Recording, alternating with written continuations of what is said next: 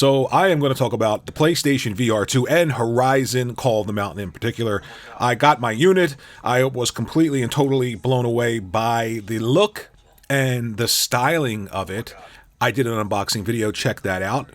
Remember to like and subscribe if you would, and let's get started. So initially, I was completely and totally blown away by the look of PlayStation VR, the unit itself, and it is amazing looking. I think it's a fantastic design.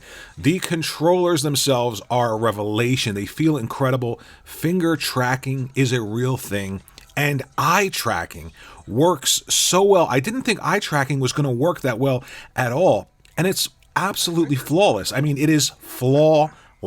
So I was really surprised by all of the features advertised, and then when I actually got to use them, to try them out, I was completely blown away. So Call of the Mountain is sort of the poster child for PlayStation VR2. It's the first big game. Right here is incredible, by the way. When you see the Glint Hawk, or whatever this thing is called, listen, I'm a super nerd, but I'm not a super nerd times 11, so forgive me because I don't know the name of all of these machines, but when you first see that fly overhead, you feel it coming. And then as it goes over, you feel the vibration in your head because of the haptic feedback in the helmet and the controller, so it pushes you into this world. It is absolutely amazing. Now, I've seen people compare this game to Horizon Forbidden West graphically, and I won't go there. It is not as highly detailed as the main game, but for a virtual reality game, it is the most amazing looking that I've ever seen. There are little details in here like the insects flying around, like the birds. And for some reason, I said like the birds. And for some reason, first off, this moment right here, let me get sidetracked here. This, you cannot describe VR by watching this video. I literally ducked under this leg here. It was absolutely amazing. Like, my brain was telling me, I knew that this wasn't here, but for some reason, my brain was saying, you might want to duck just in case. And I did. That's what VR is all about. The translucency in the water, the reflections, everything's good. Here I am playing around with my fingers. I couldn't get over the fact that it's actually tracking my fingers as well as, everything else. The one-to-one. I remember PlayStation VR 1, that one-to-one motion with your head moving around. People were concerned about that. This is dead on. There is no lag. There's nothing. It is perfect. So right here, this little branch here running over me, I actually felt that on my hand and in the helmet. So the little things that pull you in are absolutely incredible. I'm loving that sense of immersion. And this is the first game that I played. This is the only game I've played so far. I want to get into the kayak game. I may want to try out Resident Evil. I didn't like Resident Evil. I liked the one before that much better. But in VR, why not? Resident Evil 4, that isn't even out yet, has a VR mode. So definitely buying that on PlayStation for that VR mode, which is free, by the way, if you own Resident Evil 4. Some of the negatives. And I want to talk about them because I want to be honest here. With this game in particular, there is a over-reliance on climbing, and I mean reaching, grasping, climbing, shimmying. It gets to the point where it becomes cumbersome. And experiences like this in the beginning, where you're being drawn into the world, where you're witnessing things, where you're feeling things, like for instance, that machine jumping up above me, I felt that again in the helmet, on the Sense controllers, stuff like that. More of that would have been something that I would want, but as I progressed in this game, I'm about 2 hours in, there is so much climbing and shimmying and pulling yourself up and holding on to things that it becomes cumbersome. I got to the point where I'm like, oh, I do not want to climb something again. And, yeah, that's a critique. I can see them pushing that out there as like the virtual experience, using your hands and stuff like that. And maybe it was a key focus for this game. And I'm not knocking it. I'm just saying that it becomes sort of the only gameplay hook. 2 hours in, I think I've gotten into 2 encounters with machines that lasted maybe a minute. And everything else was just climbing, shimmying, pulling, using a rope to climb up, using a ledge to climb down. It does get to be a bit much. I haven't finished the game yet, obviously. That is my own personal critique. But other than that, look at this right here. See, this is the type of experience I want them to lean more on than the climbing. Seeing these machines, like right here, I can't describe to you the feeling that I had in VR by watching this 2D video, right? It's so difficult because those machines and their size, when you're actually in that world and you feel and you see how large they are compared to yourself, and they're coming at you, and the fidelity is so good, and the haptic feedback is working, and the rumble, it's incredible. Right here, I'm like trying to figure out how to swim, and you can actually feel the resistance as you're pulling the water and you're swimming closer to this ladder, climbing up. So absolutely incredible. One thing I will say is when I started the game, I had the basic controls where, you know, like if you're playing a game, you're using the analog stick just like that. Forward with the left stick, moving the camera with the right stick, just like a traditional game, but in VR.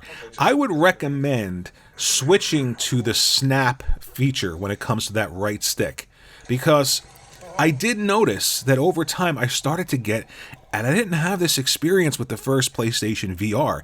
Maybe it's because this is so much more immersive. Maybe it's because there's so much greater of a fidelity compared to the PSVR 1, but I noticed I was starting to get a little bit nauseous. And when I switched to that sort of, you know, instead of turning left and right smoothly, snapping left and right, this is incredible, by the way. When this thing it comes at you, it's just so amazing. But when I switched to that, I noticed I wasn't getting as nauseous. I don't know, maybe it's I need some time to adjust to VR again because I haven't played much VR since PlayStation VR 1. I said PlayStation. I don't know why I did that. Maybe you need some time to adjust. But this style of gameplay right here, climbing, pulling, moving forward, then climbing, pulling again, then climbing a rope, then shimmying down, that's the gist of the gameplay that I've had for about 2 hours now. 2 encounters. Other than that, though, like, take a look at this. I mean, if you're looking for something to sort of demonstrate why PSVR2 is going to be so amazing, this is obviously it. And there are many other games. Gran Turismo is getting a lot of buzz. So is the kayak game. I want to try out the kayak game. I'm not big into racing, so I don't think I'm going to try out the Gran Turismo one. But you know, essentially, this is the gameplay that you're going to have for the first 2 hours, at least anyway. Maybe it changes. I don't know. I can't see it changing. But you're going to have to figure out how to navigate and pull and reach.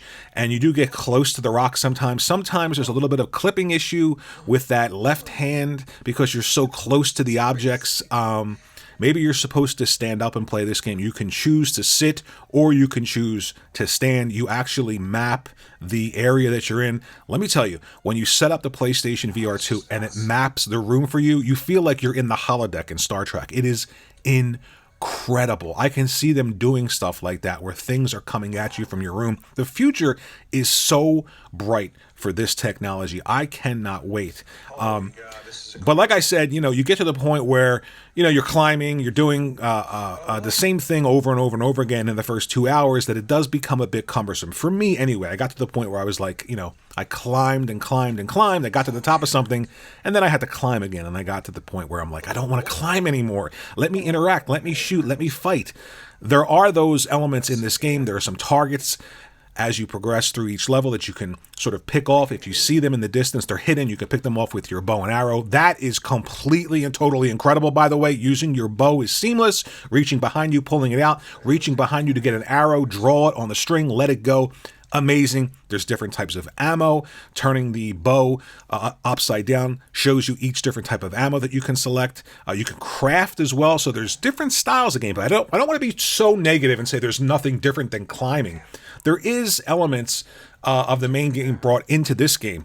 Crafting, like I said, you get to talk to certain people when you get to certain hub areas within each level where you stop and you can craft, you can talk, you can do things like that. Picking up objects to eat, by the way, to increase your health is incredible. I picked up an apple, I raised it to my mouth, I opened my mouth and pretended to bite it, and it actually worked.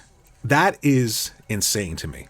So, you know, a little things like this, like right here, the camera issue, sometimes I get too close to things. I don't know how to pull myself back to see. You're going to have to adjust with that left stick. So early on, there's some sort of growing pains with VR early on with in terms of immersion and stuff like that. I'm sorry, in terms of mechanics moving through the world. But the immersion factor. This is amazing. I don't even know if I can. That's me. I can't even.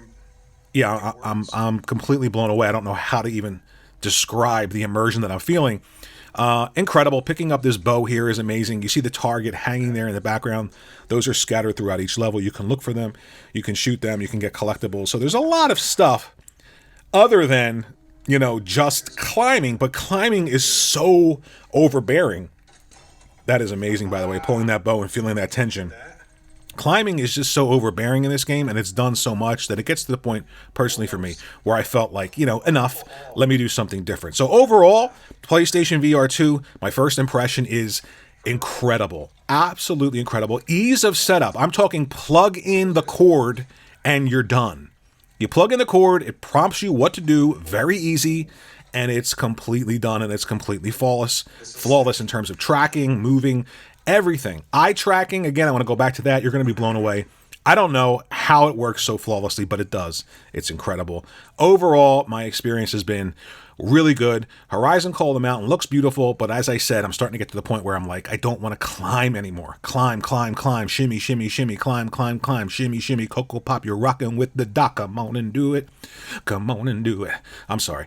That was a song way back when. So overall, I'm loving it. Let me know what you think about PlayStation VR2 or Horizon Call of the Mountain, or both, in the comment section below if you have the PlayStation VR2. If you don't have it, why not? Let me know down there in the comment section below. Once again, I'm going to say like and subscribe because that's what YouTubers do. So I'm going to do it too. Thanks for watching this video, and I will see you in the next one.